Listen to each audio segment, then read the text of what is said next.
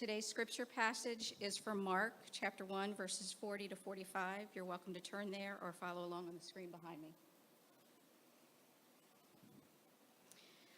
A man with leprosy came to him and begged him on his knees, "If you are willing, can you make me clean?" Jesus was indignant. He reached out his hand and touched the man. "I am willing," he said, "be clean." Immediately the leprosy left him and he was cleansed. Jesus sent him away at once with a strong warning. "See that you don't tell this to anyone, but go, show yourself to the priest, and offer the sacrifices that Moses commanded for your cleansing as a testimony to them." Instead, he went out and began to talk freely, spreading the news. As a result, Jesus could no longer enter a town openly, but stayed outside in lonely places. Yet the people still came to him from everywhere. This is God's word. We're going through the Gospel of Mark, and one of the things I love about going through the Gospels is just the opportunity to have these little glimpses of Jesus in action as he engages people, as he speaks to people. Now, this particular glimpse of the life of Jesus is one of those glimpses that really affects me. There's something very powerful about this. I think it's a beautiful thing. It's a story of a man's encounter with Jesus. It's a very personal story because this was one man's experience with Jesus. And this man happens to have been a person who was in a really bad way, whose life was being devastated by a terrible and deforming disease.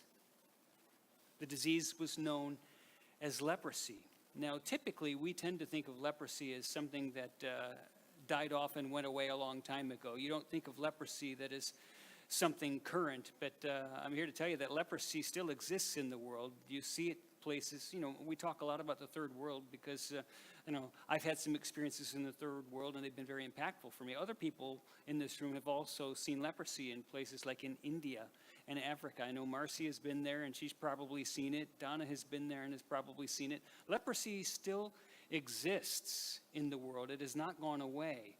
And I want to show you a picture of something that was fascinating to me on one of the trips that I was on with some doctors and some nurses in Central Africa. We had a tour of some facility, some rudimentary medical facility, and one of the doctors or nurses took a photograph of this poster that was on the wall.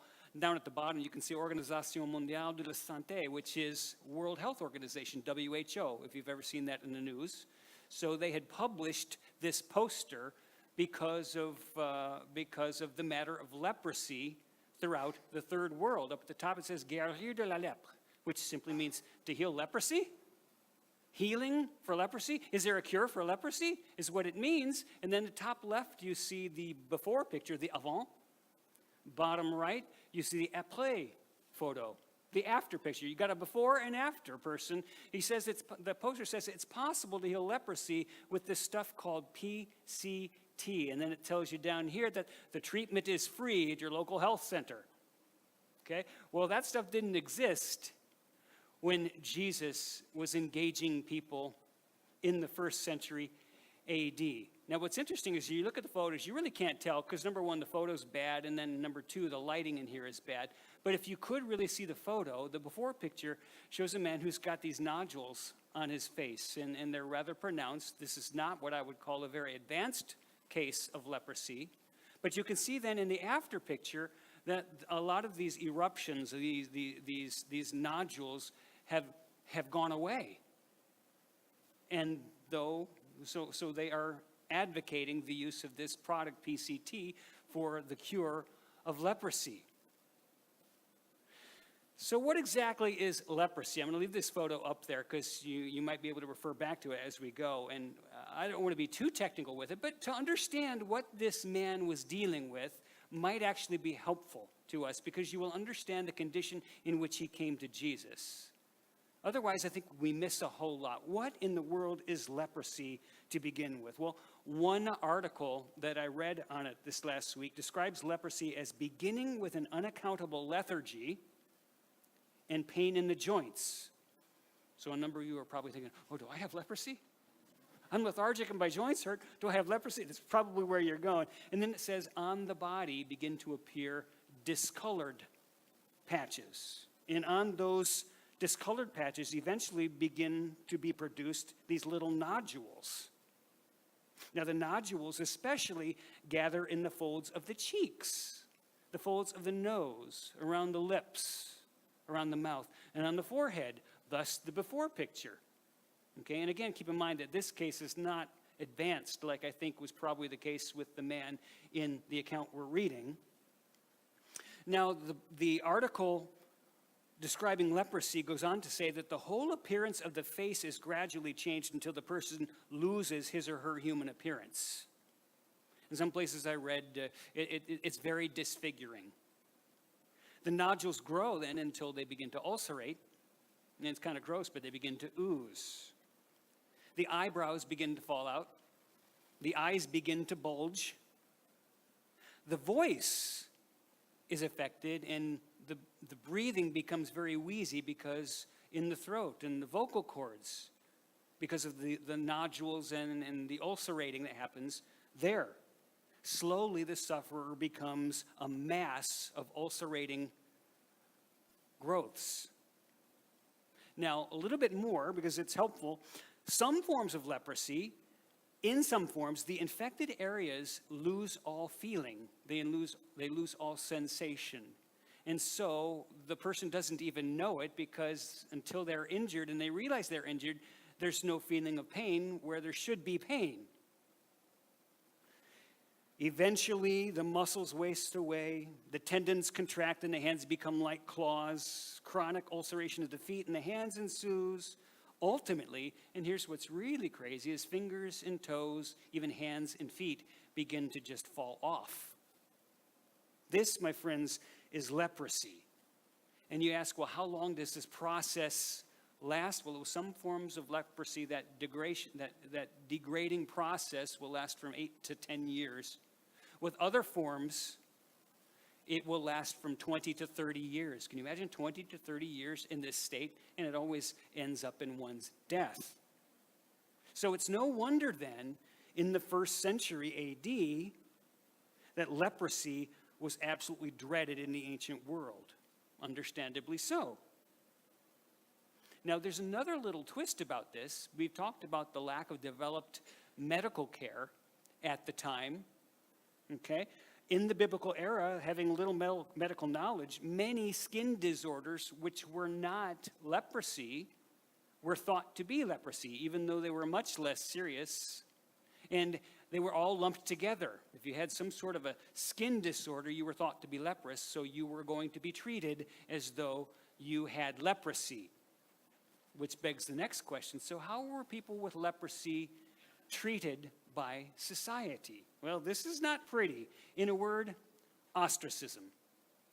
Extreme ostracism. Do any of you recall scenes from the classic movie Ben-Hur, where you see the leper colony, extremely isolated from society, dwelling in caves, very, very much isolation from society? Well, William Barclay actually writes about this, and he says, any such skin disease rendered the sufferer unclean. More about that later. He was banished from the fellowship of men. He must dwell alone outside the camp. He must go with rent clothes, bared head, and a covering upon his upper lip. And as he went, he must give warning of his polluted presence with the cry, unclean, unclean. And such was the life of a person who had contracted leprosy in Jesus' day. Now, do you think that changed shortly thereafter? I would tell you that it did not. 500 AD, 1000 AD. You move into the Middle Ages and things still had not changed because healthcare really had not advanced. And you find the same approach to dealing with leprosy in the Middle Ages. You can read where the Catholic priest, wearing his stole and carrying a crucifix, would actually read the burial service over the leper. Now think about what that means. You're still alive, but you might as well be dead. You've had your burial service, your burial rites read over you. So here you are, the living dead, as it were. Now the leper, still in the Middle Ages, had to wear black so as to be set clearly apart from the rest of society. The leper was not allowed to attend any worship service. You couldn't go in and mix and mingle. Now get this. However, while the church service was going on, the lepers were allowed to come around the building and to peer in through slits that were cut in the walls of the church and participate that way, but could not enter, could not go in. So imagine having to participate in worship from the outside of the building, looking through a peephole into what was going on in the gathering of the saints. This was the life of a leper. So deprived of health, deprived of social interaction, deprived of any physical contact with people, deprived of communal worship, you can see that the leper had not only to bear physical pain, but had to bear mental anguish and the heartbreak of being entirely cut off from human society. Now, with all of that picture having been developed in your mind, go back and listen to the words of Mark chapter 1, verse 40. A man with leprosy came to him and begged him on his knees, "If you're willing, you can make me clean." Can you feel the desperation? A man who probably had a death sentence read over him. It made me wonder throughout the week, what rules did this man have to violate in order to even take a chance at having a face-to-face with Jesus? How many of society's norms did he violate to go where Jesus would be? How many people on the way probably cursed him, said, "Get away! You're not allowed here. You're not welcome. Get back. You're not supposed to be here." I guarantee you it happened. This actually brings up a set of ethical questions for me. Think about the ethics of this leper coming into contact with society, coming into contact with Jesus. Did this man actually do wrong by violating society's rules that governed what a leprous person was allowed to do and where he was allowed to go? Was he just saying, "I don't care. I've got to find Jesus, even if it means I break some rules"? I don't know, but I suspect probably. Did he in fact put other people at risk by coming in amongst people and looking for Jesus? Did he put other people at risk? Now that's a serious issue. What are the rules in our schools today about sending your children to school with a fever? Now, can you imagine leprosy? Was he indeed putting other people at risk in going to seek Jesus? My guess is probably yes. There are ethical questions that you have to address here. So all of these things give a little bit more insight for me into the plight of this man or a woman or anybody who would have contracted this awful, disfiguring, death-sentencing disease. Can you imagine the mental and the emotional tensions that would have existed even for this man to make the decision to go and try to seek Jesus? Many things that he had to work through. All of that helps explain to me the words that the man speaks to Jesus as he goes before Jesus, as he falls on his knees, and he says to Jesus, "If you are willing, you can make me clean." Don't the words almost break your heart? Now, look at those words. "If you're willing, you can make me clean." On one hand, they show extraordinary faith. On the other hand, they show an extensive distrust. Okay, where do you see the faith in this man's plea to Jesus? Tell me. If you will, you can make me clean. That's an extraordinary faith. You can. I know you can. The issue isn't about can. It's not about power or ability.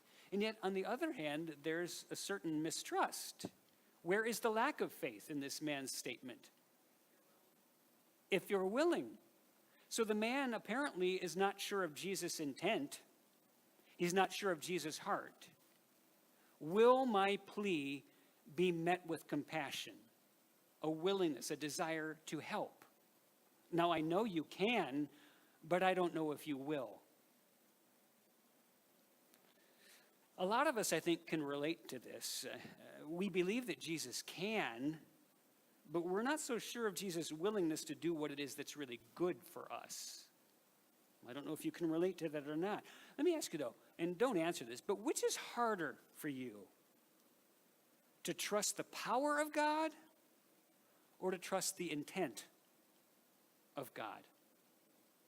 I would imagine that for some people, it's harder to trust the intent of God. You have a harder time trusting that what God is allowing in your life is for good. You have a hard time believing that. You are having a hard time with God's intention or his paying attention. But you have no doubt about his ability. Some people, when tragedy strikes their life, they struggle with the power of God. But you see this guy dealing with the issue of mistrust of Jesus' intentions, his character, his heart, his compassion. Now, I would say this. I have no doubt that this man had abundant reason to assume that nobody would ever will anything good for him. That ship had sailed a long time ago. All this man ever heard was, "Get away. You are accursed," because actually Jewish people believed that leprosy was a sign of God's curse upon you.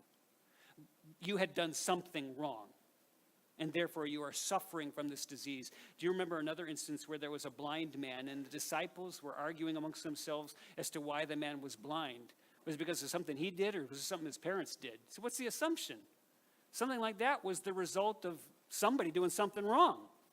Okay, well, it was the same thing with leprosy. It was assumed that you were under God's judgment. You were accursed by God. You were damned. This is what it meant. So this guy had gotten the message loud and clear long ago that he was accursed. Now, with that having been said, you look at verse 41, the first part of it, and you see Jesus' response. This man in this condition, we don't know how long he'd been in this condition. It could have been years, it could have been decades, actually. He comes to Jesus, he falls on his knees before Jesus, and he says, "If you will, Jesus, you can make me clean." And then verse 41 says, Jesus was indignant. Which I have to say is not what I expect of Jesus. And I don't understand. And it probably should cause you to scratch your head a little bit. Now, if you were here last week and you remember the dedication we did for Adam Canoza, we read a passage where we also saw Jesus indignant. Do you all remember the setting?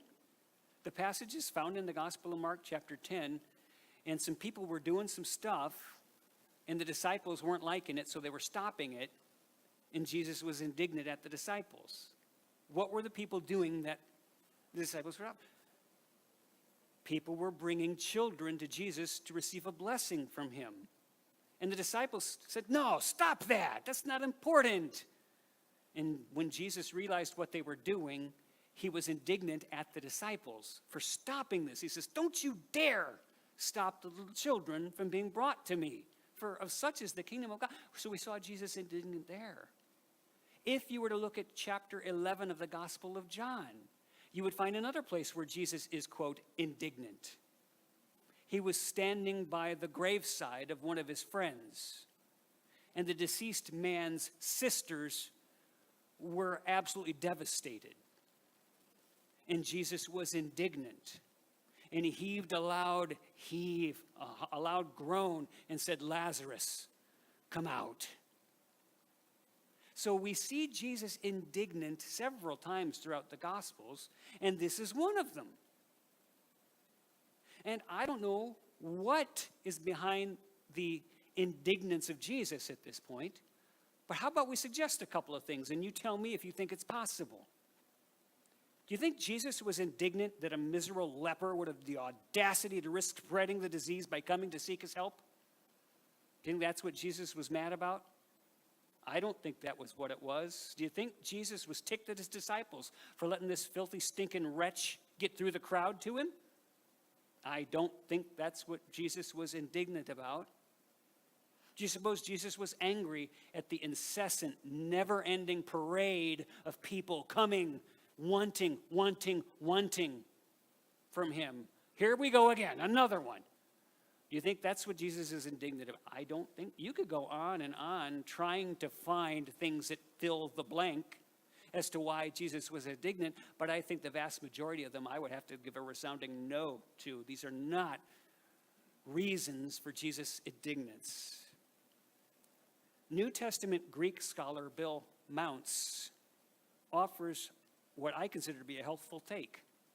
And he does this in an article that I found online where he's talking about the indignance of Jesus in this instance. And here's what Bill Mounce says. Now keep in mind, this is a New Testament Greek scholar.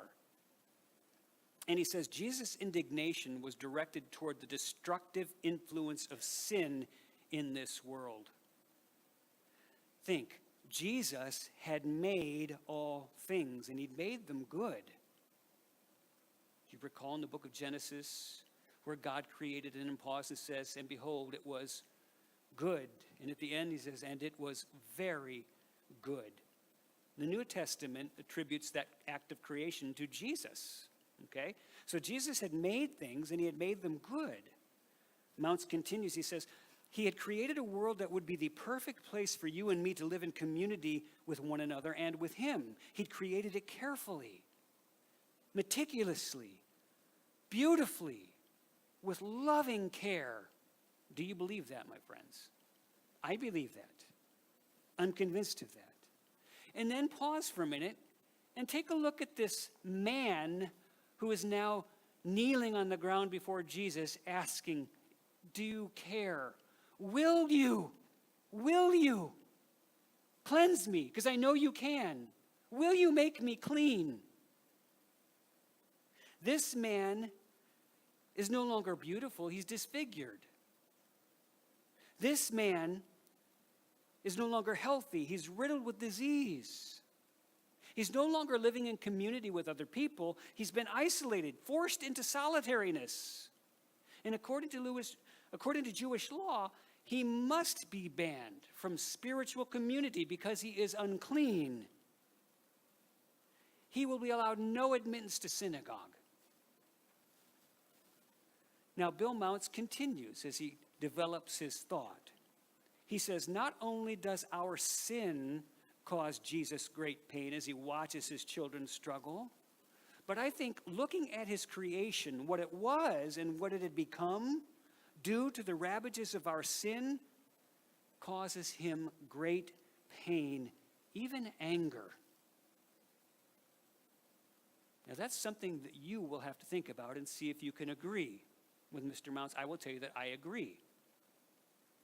Now in the next slide, you see where he continues to develop the thought. He says, in essence, this man who has already been subjected to a life of ridicule, a life of self-loathing and religious persecution, he was not allowed to participate in communal worship. He says, in a sense, this man is asking for Jesus to bring him to God. That's part of what it means to be made clean again. It's part of what it means. Now, Mounce suggests this. He says, Jesus, as is consistent with his charge against the religious folk of his day, is angered not at the leper, but at the sort of falling away of his father's people that leads to this sort of ugliness.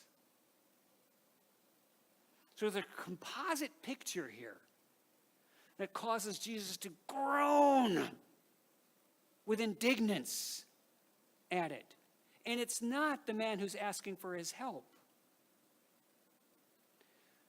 Now, I think it's appropriate to just pause for a moment and ask yourself, since you live in a world where leprosy is not common, Who are the modern day lepers in the world in which you live? Who are the people that you feel like deserve this kind of ostracism? Who deserve no access to the community of worshipers? Who are those people? I won't suggest anything to you, but I would imagine your mind probably goes to a couple of places. But now I want you to see something stunningly beautiful.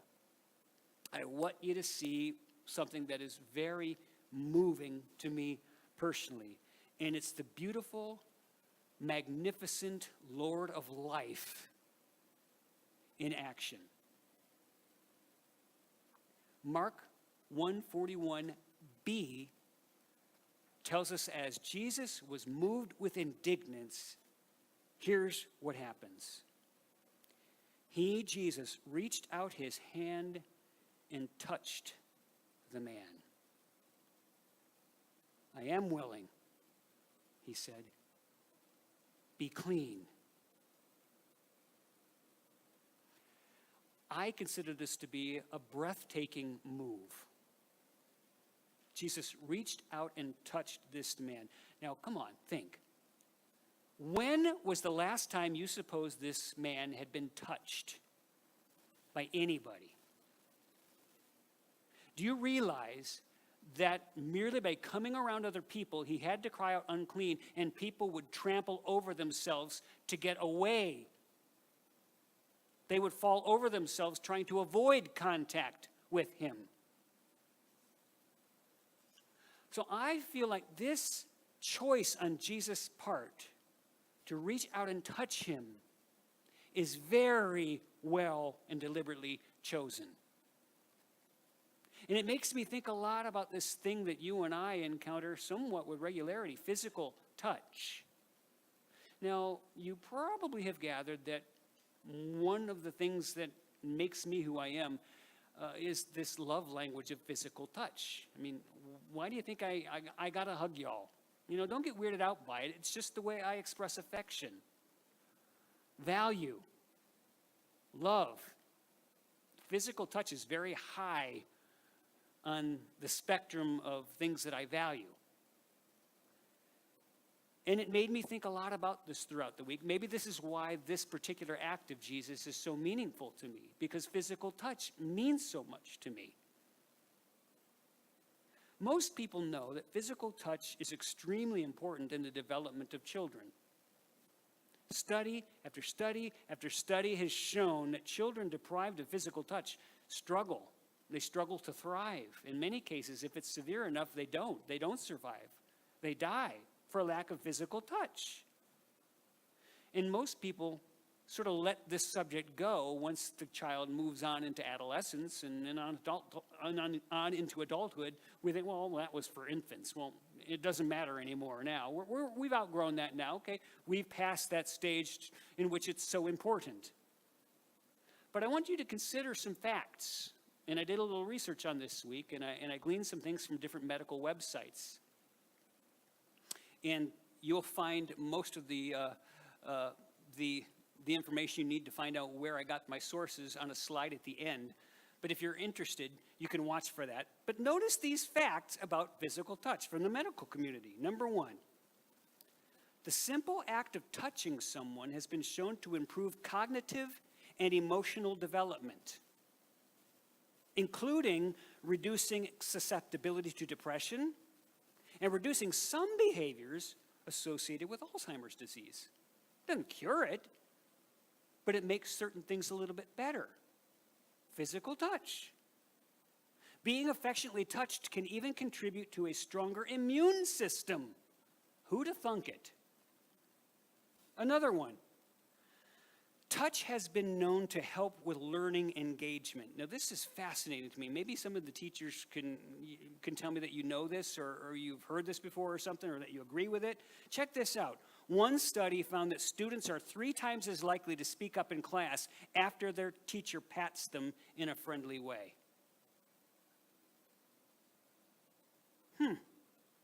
Fascinating. Now, you know that a lot of this has to do with a certain hormone that is secreted as a result of physical touch is called oxytocin. I did a little bit of research on oxytocin this week. Here's what I learned. Oxytocin helps human beings connect to others and promotes feel-good sensations that foster a sense of well-being and happiness. When was the last time that man had had it? Known as the feel-good hormone, oxytocin helps inspire positive thinking and maintaining an optimistic outlook on the world. Does physical touch help? You tell me. The role of oxytocin for bonding also extends to helping generate feelings of compassion during interactions. This can contribute to an expansion of trust between individuals. Remember, the man is doubting Jesus' will, his intentions, his compassion? One more. Physical touch increases levels of dopamine and serotonin, two neurotransmitters that help regulate your mood as well as help your body relieve stress and anxiety. Dopamine is also known to regulate the pleasure center in your brain that is a good counter to feelings of anxiety. All from physical touch. Now, pay attention. Jesus reaches out in compassion and touches this man from whom all physical contact has been denied for who knows how long, possibly decades. Now, I'm going to tell you something, and see if you can track with me here. I sense in Jesus' willful choice to touch this man what I call a sense of defiance. There's a sense of defiance here that I think is absolutely beautiful. Perhaps the word mastery is less troubling to you than defiance, but I think the word defiance makes sense to me. You notice that Jesus is not afraid of contracting the disease. Everybody else is terrified. Jesus defies it. You realize that all the power flowed the other direction. There will be no contaminating of Jesus. No, the disease will flee. And Jesus defies our common understanding of the disease. Now, I was thinking about the walls that this simple touch from Jesus would have begun to break down for this man. Think about the breaking down of these walls, all as a result of Jesus touching him. I believe that Jesus defied the laws of healthcare of his day. Healthcare said you don't touch a person with leprosy, it's communicable. Jesus defies that. Jesus defies the laws of normal social interaction, which say that lepers must live apart. Jesus says, no, I'm willing. Jesus defies the religious laws of ceremonial cleanness and uncleanness, defilement. The Jews say, no, he's under a curse. You don't touch him. You're defiled if you touch him. You have disqualified yourself from public worship. And Jesus says, no, I defy it. It answers to me. He seems to deliberately defy all of this. He would have none of it. Why? Frankly, none of it has any place in his kingdom. Isolation, deformity, disease. None of it has any place in his kingdom. And so he defies it with a touch. Now listen to this beautiful quote. I thought this was beautiful. Jesus had cured the leper not with his word only, which would have been enough for the mere cure, but was not enough without the touch of his hand to satisfy the heart of Jesus. A touch defiling him in the notion of the Jews, but how cleansing to the sense of the leper. Now let's quickly observe how this whole scenario winds up. Go back to the text, verses 42 through 44. Immediately, says Mark, the leprosy left him, and he was cleansed. Now, guys, to me, that means fingers and toes that had dropped off long ago were there again. discolorations on the skin went away. Nodules, growths disappeared. And Jesus sent him away at once with a strong warning, saying, "See that you don't tell this to anyone, but go, show yourself to the priest, and offer the sacrifices that Moses commanded for your cleansing as a testimony to who? To them. Who's them? The priests." Now, you know what's going on here, I think? I think Jesus is demonstrating in a way to the priests that all that the Old Testament prophets had said about the Messiah when he would come, they were now being expressed in him personally. You go and you take your leprous self, your former leprous self, to the priests, and you show them what the Son of Man does. You show them that beggars, prisoners are set free, that blind people are made to see, that lame people are now able to walk and leap. You show them what is associated with me because, frankly, in your sight, all these things are being fulfilled. Now, there's a final thing that we dare not miss here. It's pretty beautiful. It's verse 45. So Jesus tells the man, "Look, you are clean. Don't go blab this all over the countryside. Just go to the priests, show them, and offer the sacrifices that the law prescribes so that you can worship publicly again." And now watch what the man does. Verse 45. Instead, he went out and began to talk freely. Spreading the news. Go figure. As a result, Jesus could no longer enter a town openly, but stayed outside in lonely places. Yet the people still came to him from everywhere. Question. Time to think.